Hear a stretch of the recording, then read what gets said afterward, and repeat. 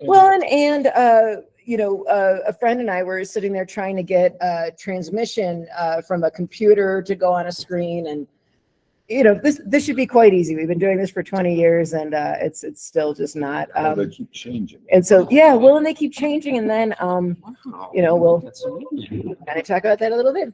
So, James, should I just start rattling on? Yeah, go for it. Okay. Well, I kind of timed this out. This should be about 15 minutes tops, and I stopped 3 times and ask for any questions, or anybody can interrupt me at any time. I also customize what I say to the group I'm talking to. So like you just mentioned, like, looking at like AI companies and what people are offering as these startups. Interestingly, our founder was doing multiple AI companies, and there was a project he was working with commercial real estate. And then they were trying to make this AI product for people who own commercial real estate, but ChatGPT just keeps getting better and better and better. And their business model kept getting wiped out because like ChatGPT 4 came out, ChatGPT 5 came out, and then all these things were built-in functionality in vanilla ChatGPT that nobody needed their software anymore. So they and also I'll just say quickly, I did a lot, and I'll talk about this a little bit. I did a lot of work in AI in the pharma industry. I just left after 7 years and 4 months working in pharma. And it was interesting when I started thinking about like, well, what do I have that's proprietary? Like all this technology I've done at AI in pharma, like if I, launch this thing called Holly, will they own it and all this stuff? But like, we are in an age where it's very, very hard to patent this stuff, because it's so fast acting, and then you're building it on AI, like, how do you really do this? And so what I really realized is that I could give everything to the company that I created, but I would just keep moving on as the technology evolved.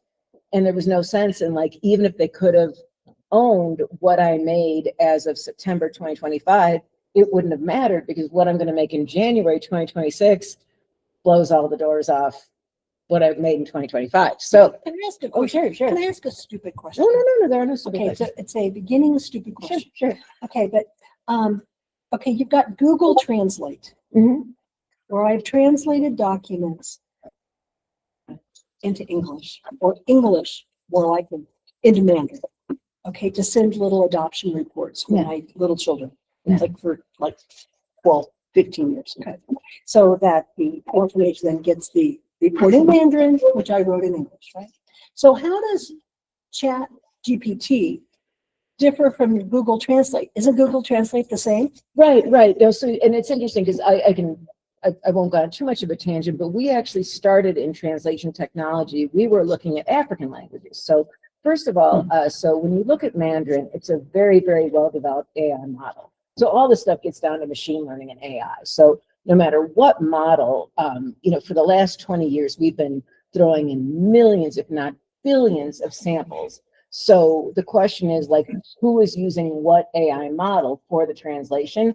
And yes, so there is a lot of overlap because they all kind of stole each other's model. So you're exactly right with that question, because Google probably somewhere did some initial investment, but then that model got cloned. Different people took that model, built on it, tweaked it, so, and so it's interesting. So I'll just say quickly, when you look at like African languages, you look at Kenya, Rwanda, which has 12 million speakers. It doesn't have nearly as much translation support as Icelandic, which only has like 300,000 speakers on a very good day. So when you look at like Mandarin, it's incredibly well supported. Hebrew, incredibly well supported. So these are tried and true models that might be based on data that's 20 years old. But Google Translate is as good as I think it is pretty, ChatGPT. They're a little different, and I actually, the way I tested it and the way you could test it is you have a Mandarin speaker and you send them 2 versions, because this is what I used to do too with Kenya, Rwanda. I would say, take a look at this one that was done from Google Translate and take a look at this one from ChatGPT. Which one do you like better? And then they'll tell you, but they are a little different, but they each have their strengths and weaknesses. Okay. So, but they're all based on that same model from 20 years ago, just tweaked a lot. Okay. Yeah. All right, thank you. Yeah. So, no, I love this stuff. And like I said, African languages gets into, kind of the core of what we do. So one of our mottos, artificial intelligence, human compassion. We are the Dusoma Foundation, just founded that in Los Alamos a few months ago. Before that, we had Dusoma Limited, and then we kind of realized we had to kind of break it up into three parts. So we have Dusoma Limited, Dusoma Foundation, and Marla AI, which is our technology that we're kind of keeping a little bit separate.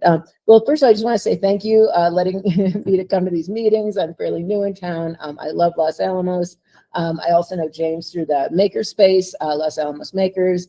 I'm going to be talking about a 3D printed coin we're making, doing it with them. Love those guys. Blanking on her name, Pasita. James will come in, but she's amazing. The way she runs that place. I've also been doing cat rescue and doing even a little grant to get these kittens adopted. So you like sign up with the Dusoma Foundation. You have a proven track record of taking cats, but you just can't afford one more. I'm blanking on the person who runs Los Alamos Makers. Pasita. But no. Priska, thank you. Okay, thank you, Priska. And then also, interestingly, I started working with a group in Santa Fe called HRA, and I'll tell you the crazy stuff that happened with elections, and today is election day. HRA, we started talking about candidates, and we put something into our AI, and it was absolutely incredible. It was so powerful, we actually kind of shut it down for safety reasons. And so I have a whole lecture that I can point you to, but what we realized is that whoever makes an AI that helps people figure out who to vote for will figure out who wins the election. Like, there is no way to make an unbiased tool about who to vote for. Like, you can do a quiz of like, here's my priorities and values, who should I vote for? Like, I just, pull back the curtain, show how we built the app, and then we just sort of froze and just let everybody look at the data. So that's just our recent stuff. My introduction is people are always like, who are you? FK, Kathryn Green, when I worked in pharma for 7 years. My pronouns are Zer. I was 7 years, 4 months at Big Pharma. I say the name offline.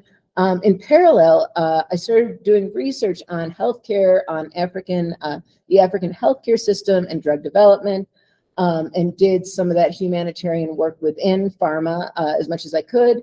I also identify as an artist, and did some stuff even through like puppeteering and trying to explain to the public what was going on with drug development, trade laws, and everything with AIDS medications. I met Shalom, who is the co-chair in July 2024. I'll talk about them in a bit. Created Dusoma Limited, our b-corp in Denver last year, and Dusoma Foundation, September 2025 here. Okay, so today I'll talk about Dusoma Foundation, Dusoma Limited, Marla AI, goals, plans, and intersections, because I'm really curious about what you guys did. This was I've been publishing, putting stuff out there for years. My latest, I have a class called ChatGTP and the Human Resistance, which is about people who are really not feeling comfortable about this technology. They're very concerned. And like I said, I made even a little puppet show. And then these are puppets that I make at the makerspace, 3D printed marionettes, because I'm still kind of a hacker and a maker at the end of the day.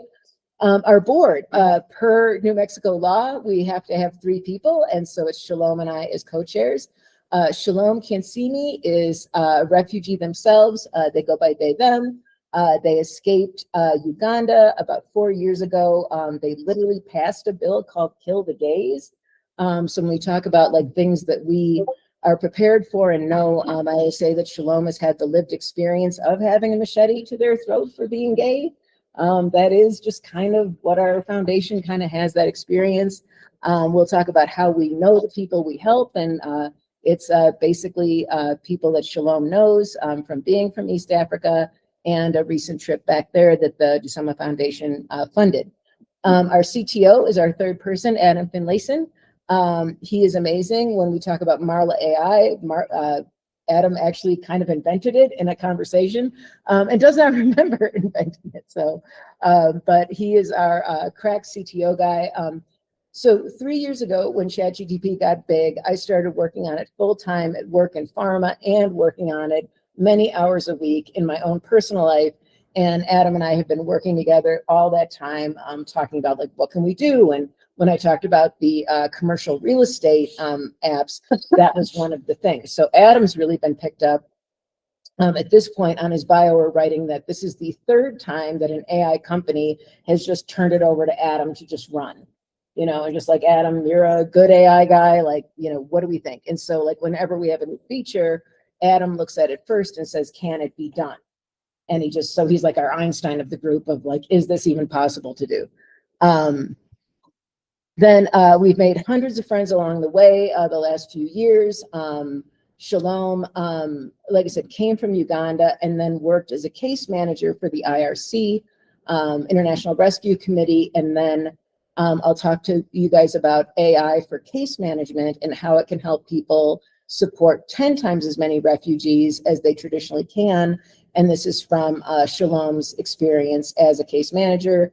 And I have experience with resettlement that we've used to do this. But I'm going to jump into a big thing. I can take a second to answer any questions. But what we'll talk about is data. So there was I think it was Sergey Brin who got on YouTube and said, we have all the data that we're going to have for AI. And I was like, you're kidding. You really think you have all the data you have to have? And so when we started working with refugees in Goram camps, so this is Goram Camp, South Sudan. And what's so awful of Sudan and all that stuff is that Time Magazine can't get these pictures. National Geographic can't get these pictures. Nobody can get these pictures except the refugees that we buy cameras for. And so this was a picture that was, I think I even call it like the first picture. And somebody sent me this. They had taken it yesterday from Goram Camp. And then I ended up going to the United Nations, which is a whole different story, and saying, we need to talk about this picture. This is what $12 million in UNHCR dollars gets you. And this was before UNAID got cut. This is how bad it is. Like, people really, truly are sleeping outside. Like, there are no shelters. Like, so what we've learned from 2 years of working with refugees is that somebody sort of comes out from the, UNHCR or whatever and steps out and says, we've got bad news for everybody. If you have less than 4 children, you get nothing per month. If you have 4 children, you get like $4 a month. And then the person kind of walks away. And what's crazy is that when all these programs got cut, there wasn't even a staff member left to say, oh, by the way, 20,000 people are going to starve now because this aid got cut. They were just gone. It was just silence. So to be, we're a humanitarian company that's just trying to bring visibility. And we talk about Shalom and their fashion shows. We're just trying to show that, like, this is the reality of this, but we also look at this as data. And so for a year, we worked with companies like Google, Mozilla, also talking about translation technology, saying, is anybody going to compensate people for their data? And so we developed a thing for the National Science Foundation called CFDOM, which is Collective Federated Data Ownership Model, which would be that when people risk their lives, because the person who took this picture did risk their life to send us this picture. It's a very incriminating picture. There's a lot of people who don't want us to see this. And we started funding people. I'll talk about what we spent money on in 2024. But, we were the only people who were going to pay people for those photos. So could I ask you a question? Sure. So who doesn't want anybody to see this? Well, it's a really interesting. First, UNHCR didn't want anybody to see it because this is what a $12 million camp actually looks like. So that tells me that if you follow the money, a lot of it ain't going to what it's supposed to do. Right, and so I'll explain some of our business model is that what we've been doing is going around with a $20,000 plan saying, we have $20,000 we want to earmark for this exact camp. Exactly who's going to take that money? Can we be transparent? And so one of the things we talk about with Dusoma, AI for transparency. Like, the only thing we ask to give that $20,000 to Goram Camp is transparency. Like, who at UNHCR? So every day, 5 days a week, I get on the phone and we try to talk to somebody at UNHCR, but it is quite a bit of chaos because people are gone. So first UNHCR didn't want us to say all this, but then it became like, UNHCR wasn't even there to care anymore. So now we kind of do I'll show you some pictures on social media. The kids are, because what's been neat is we not only helped a group in Gorham Camp, we've taught them how to do social media, and those guys are doing some unbelievable fundraising all by themselves. And so like, we're proud to say that the Dusoma Foundation is going to have a page for them. So when they're on GoFundMe and working on TikTok, they can point people to the page that says like, yes, we can validate. We know these people are there. We know the money's going for them. We've got a 2-year plan for all of them. And so like, yeah, so to kind of get that transparency and, one of our mottos is only humans can fix broken systems. So AI will never fix this problem. Good humans will fix this problem. And so that's why that's our motto. So is the money getting, is it going into graft, corruption, diversion? I think It clearly it's not, yeah. I think everybody's taken a cut. I think that's kind of what we've studied is that, it first goes from the bank so like there was 700 million earmarked for Africa. And it was like, this is when Biden was president. It was like, I was tracking this and I was like, okay, let's find out exactly like 700 million sounds like tons and tons of money, except 500 million people need aid. So it's actually not. But anyway, so the question was like, okay, it's going to go to Angola. Like, can we see that money? And then in all fairness to Elon Musk, he was like, if you can show me a totally transparent system, I will put in 6 billion. And the World Food Program kind of didn't write back. But we've done a lot of research about the World Food Program, and they do really have some incredible systems. They, and one of the things I'll talk about is the MasterCard deal, because MasterCard works with World Food Program, and I've got it on my computer, I can show you offline, but the poorest people in the world have this purple MasterCard that says World Food Program on it. And I was like, you don't have money for a refrigerator, but you've got money for a generator to run a credit card at this market? And they're like, yeah, we kind of do. And so they do have 20 million customers. It would be possible to work with MasterCard to put like $50 on that card. And then what Adam talked about doing, because Adam actually worked with MasterCard, you would have a WhatsApp app and you could call, give your last name and the last 4 numbers on your card and say, is money coming to me? Am I going to get my $50 and exactly when? Because if you tell people, oh, there might be money on your card someday, they're all going to drive the local merchant nuts, waiting for that money. Would it help if there was funding through cryptocurrency to bypass? So we will talk about all that. So that comes up all the time. So one thing I always want to talk to people about is how incredible digital wallets are. And I can even show you what I've got. I've got 2, and it depends on the country. But what I realized doing some research this week is that what's fascinating is when we use things like SendWave, we're using KSH, which is Kenyan shillings. So even the donation goes right to Kenyan shillings and is given as shillings. And we are helping their economy by, switching into shillings first. But these digital wallets are incredibly effective and private. People, all they need is their M-Pesa number, as they call it, or MTN in Rwanda. And then we pop it in and nobody has to know, because one of the problems is when you're in a refugee camp and everybody is starving, everybody's looking to see who's got some money, and it can really put a target on someone's back. And so like everybody talks about like Bitcoin and all that stuff, but these digital wallets are kind of already incredible. And I can show you how like I'll show you how we spent like 94,000 last year, and just all of it really just went in teeny tiny payments to digital wallets. And so like when we work with different groups, we are talking about this. We saw a grant recently where they asked all the recipients to have actual bank accounts. People do not have bank accounts, but I will say with Bitcoin, we're kind of, doing our own stuff with Bitcoin and Bitcoin fundraising, because we do think it's important. I'm not one of those people who doesn't know about the currency or is scared of it. And, we do, with China going in on Bitcoin, like, this thing could, absolutely be huge. And I'll talk to you guys about the coins that we're doing as our end of year thing.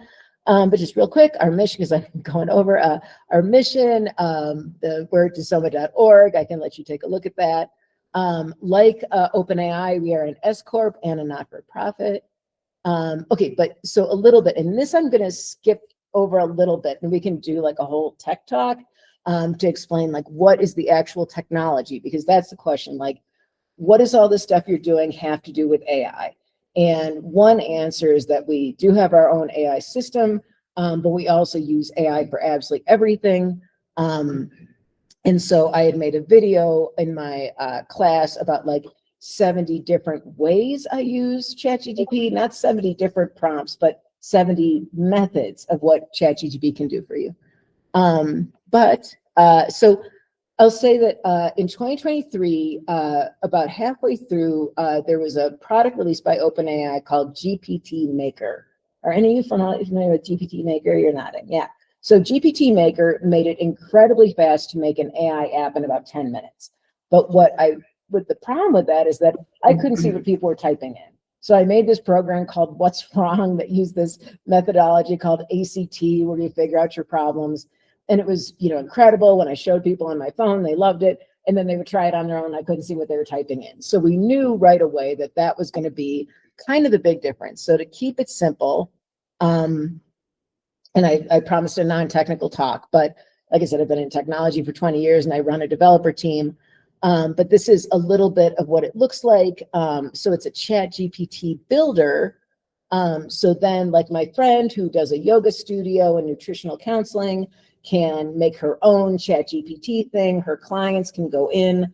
Like it's a great amplifier for authors. So if you write a business book, people can go and they can just do a chat with your book before having their one-on-one session with you. And there's just tons and tons of use cases. We're working with a group that wants people to be able to easily make talking points, and so you can just sort of take the book and make talking points, say somebody's debating with me about this, help me with this argument, and stuff like that. And so a couple more screenshots. So this is what my dashboard looks like. And when we talked about case management, there was a group called A Better Life in Africa. And so it was crazy. And I joked with the CTO, I said, when you help 1 billion people lift out of poverty, you have 1 billion customers. So we did this very tiny thing. We tried to keep it quiet, but we were like, we'll give you guys $10 if you test this AI, and this AI can help you get money. We just got hit. Hundreds of people were like there at that moment, ready to like test this thing. It was unbelievable. I've never seen user testing like that. But like I was saying about our prototype, it was very funny because we immediately realized we had a login problem, that like they're using the worst phones, they've got the worst internet. And then we'd say something like, go here and click the magic link. Like, first of all, you got to say that in Kinyarwanda and Swahili, and like, don't call it a magic link, call it the link you click to get the software working, so we kind of said at that moment, we were the first refugee-centered user experience group in the world. So this is the back end of it. And again, I can share this with you guys and let you guys actually putter around with this, but this is very similar to GPT Maker in that you have both instructions and then you have your uploaded knowledge documents.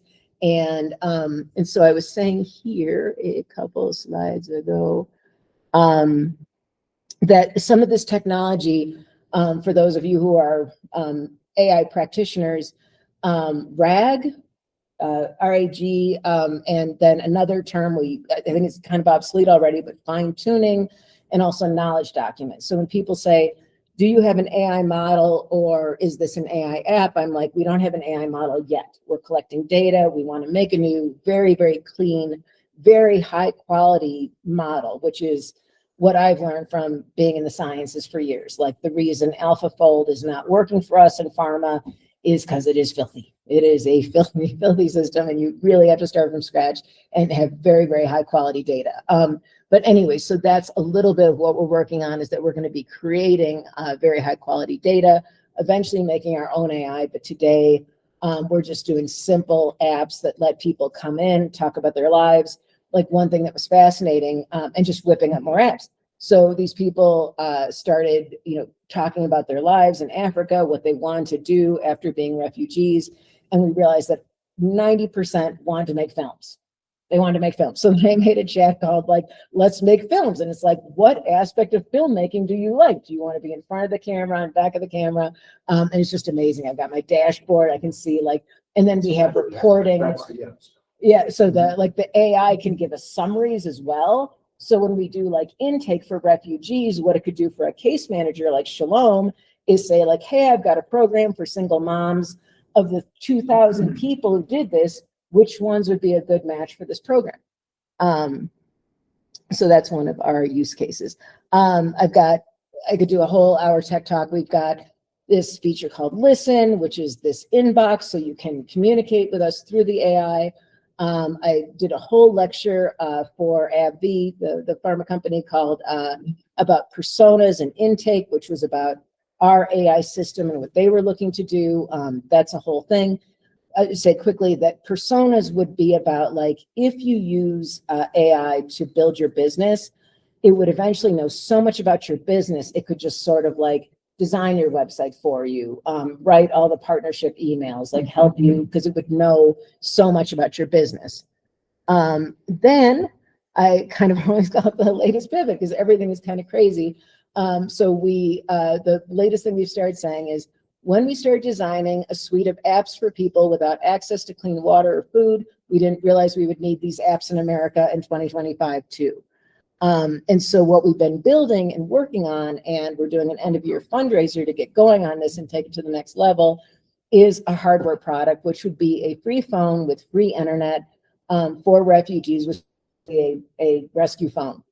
And so when I went to the UN, this was on the back of my business card, and immediately everybody could see what we were talking about. It would be a phone, and we've actually like used it. So I'm the human version of this. Like I am actually the magic rainbow butterfly smartphone at this point. But Shalom got stuck in Dubai for 50 hours, and we were like, oh my God, we actually really need this phone. It would be, an AI-enabled system. Like, so when I say that they're saying all the data, we have it all already.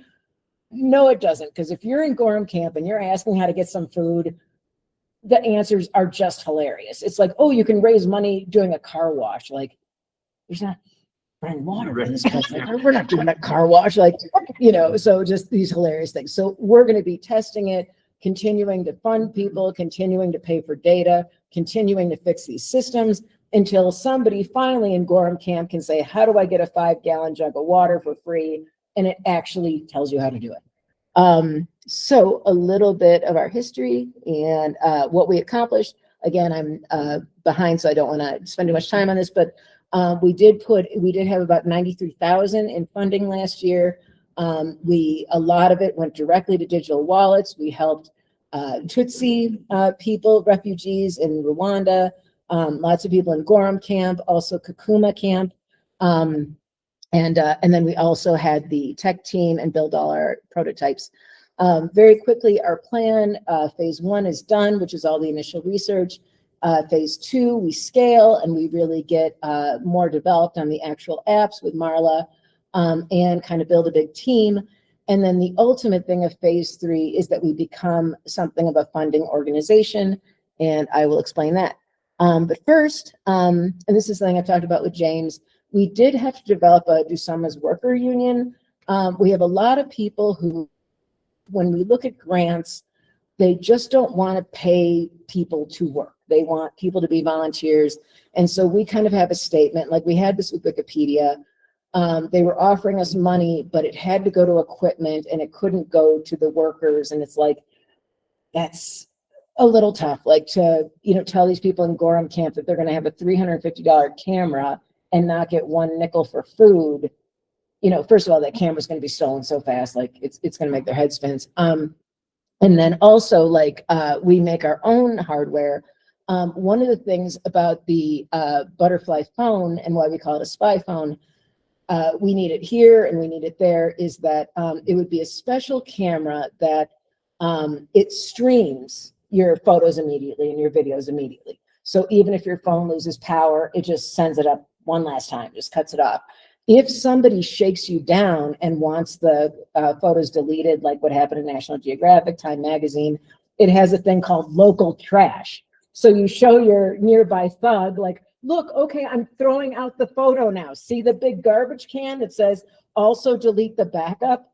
It's not deleting anything. It just looks like it's deleting something. So, you know, and then we're also just based on the experiences of our team, we need stuff that if our equipment gets stolen, we can find it and you can't just wipe it. And so that's kind of some of the features that we have. And you're working on workarounds to those, because the moment one of those people dealing in those countries with criminals, right? The moment one of them that does have access to satellite TV, okay, and radio and everything else, sees one of those images hit, it goes beyond the phone. It goes to an immediate death of anyone who has such an object, and then a tearing apart of that phone. So as long as you're thinking about the next step ahead, Yeah. because the great thing about criminal organizations is they're really good at R&D. They are and they are, but like the average person who like shakes people down Okay. is not great. And also, like we were talking about, like development. Yeah, your friendly neighborhood thug. So, but again, when we were talking about like software development and making apps, again, like one big technique we always talk about is spoofing. We can make 300 flavors of that. Like, good luck figuring out the actual phone versus this versus, you know, like, so we can kind of always, as soon as, and first of all, it would be amazing if anybody even, you know, it would just change the perception of the people who are shaking down people with phones. You know what I mean? And so like, it gives them a little bit of power. And, but I'll also say too, that what we've learned from helping people, you know, one thing that's different is we do also just help people. I should turn off the camera, I say this, but we do sort of help with bribes sometimes. You know, it's literally kept people alive. Like, I do think when you get shaken down and you have $20 on you, it means somebody's watching out for you. Like, the average person does not have $20 for a bribe. So I do think that's some of the reason our people are alive, is because they had $20 and it's like somebody's watching out for you. Like, the code word we have is, if anything happens and I disappear, people are going to come looking for me. So anyway, so this is the case management, lots of projects. So when you guys were talking about beans and rice, we're talking about like some SNAP stuff here. We're talking again. So it's so funny how it all comes home. So talking to MasterCard, and again, like we were talking about vouchers and coupons, and maybe we could do some coupons with local stores. James, when you were talking about the Navajo, and I was interested in that project with the with having a well, like, yeah, and that kind of stuff. Like, what can we do to kind of also look at the legal case? Again, the Makerspace, Espanola, I'm fascinated with them, but I don't want to go too long. As I mentioned, we sort of have an art and culture side of it. Shalom and I are both artists. We did come up with this with Star Magazine, where it is satire. We have the Vogue logo on this, so we're kind of joking that it's a lifestyle magazine, but we do have a content arm to what we do, talking about fundraising. And then I always joke, our consulting arm, you don't have to pay us, but you do have to let us in. These are all the things we're doing. I used to be a publicist. There's so many things that we're doing that as we do the end of year fundraiser, we think like any number of these things could take off. And I will explain the number one, which is the coin thing. But to step back and say one last point, we really are talking about the phase 3 is from charity to infrastructure. So one thing I was working on in pharma that I'm continuing on, and if we get the big fund that we might be getting in January, it would be a program called Clean Water is Healthcare, which is to say that if we, I was in neglected tropical diseases, drug development, and really for every dollar that you spend cleaning the water in the first place, it's about $100 of making a medicine to treat the illness that is caused from the contaminated water, whether it's typhoid, whether it's river blindness, whatever the disease is.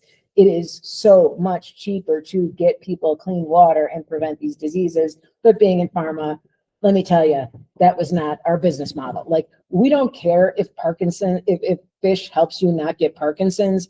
we are in the business of treating Parkinson's symptoms. We do not want to help people not have Parkinson's. My dream pharma company is we test fish and probiotics for Parkinson's, slowing down the progression, and compare that to medicines, which I know we will win because we know fish is really, really good for slowing down Parkinson's. Okay, and next steps for you guys, just if you guys could keep in touch with us and follow what we're doing. This is the coin fundraiser, and this is where the makerspace comes in. You can sort of see it. We've got our little butterfly thing.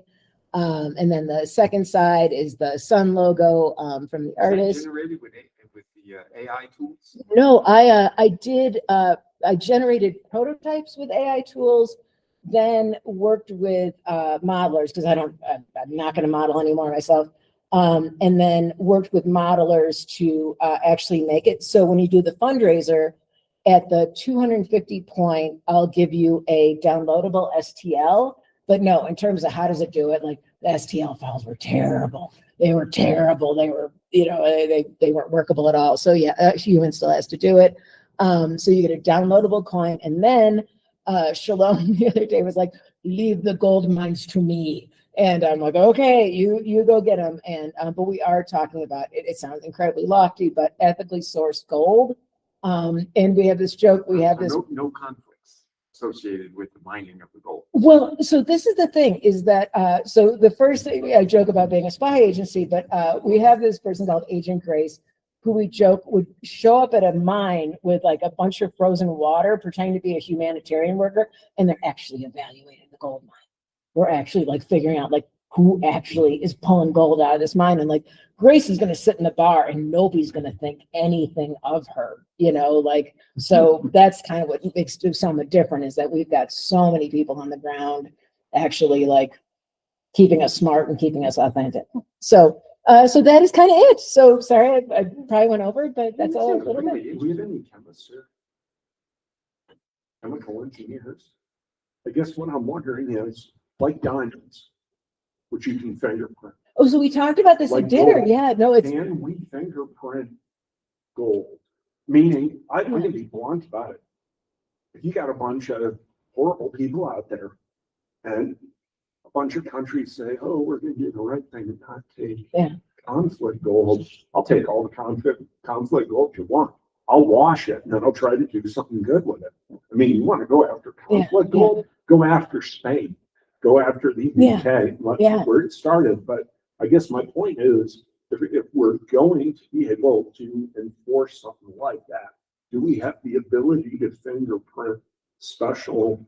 I mean, where do we know if gold's coming out of the mine in South Africa or if it's coming out of a central part of the country? well, so but that really what explains the whole like artificial intelligence, human compassion. Like we have to have a team we trust. And I made a friend at the United Nations, and she goes, it all just gets down to like, who can you trust? And so that's why one of our mottos is like, good people with big hearts who just want things to be better.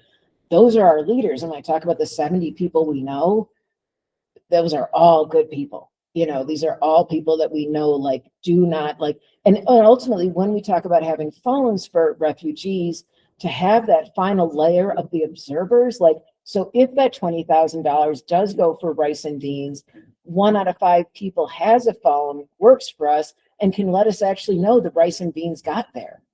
And so like when we talk about the gold mine, we would like to take a mine that has a lot of erosion of worker rights and, fix some of that and make it a better place to work, make it a place that the community, has some degree of co-prosperity. The research we've showed, if we had a humanitarian-owned, not-for-profit gold mine, it would be the first on the planet. There's literally none. But it would be about like friendship and people we trust and wanting people to thrive.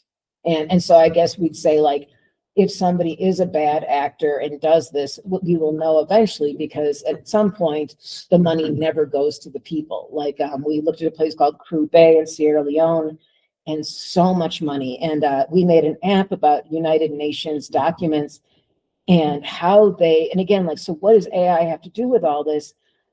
good luck going to the AI, to United Nations and saying, let's look at all 14,000 reports. First of all, these reports are nonsense. I mean, they're marketing pieces. Like we need a new template for United Nations reports where you just tell us how it went. And that's why we never brag about what we've done and what we haven't done, because we're not in the business of sugarcoating it and making it look like we've had more successes than we had. So basically, this is really fascinating initiatives that you have and network of refugees that you rely on. So it seems as though AI enables you to navigate, get information, to do things that you otherwise would not be able to do for some of these initiatives. Absolutely. And it's everything we do. And before you came, I was saying that, everybody who works for us uses AI absolutely all the time for everything. And we were talking about building 3 websites at 10% of the cost and 10% of the time, because like we're generating mock-ups, we're generating posting specifications, we're generating exactly what the project does. And like the coin maker was like, oh, it's hard to do that. And I'm like, well, I actually know everything about modeling this coin, and you would just do this and that and this. And so we always get these absolute rock bottom, we do it on an absolute budget. So yeah, so before ChatGPT, ChatGPT was invented and I could do all 100 things. And then Shalom has the bug.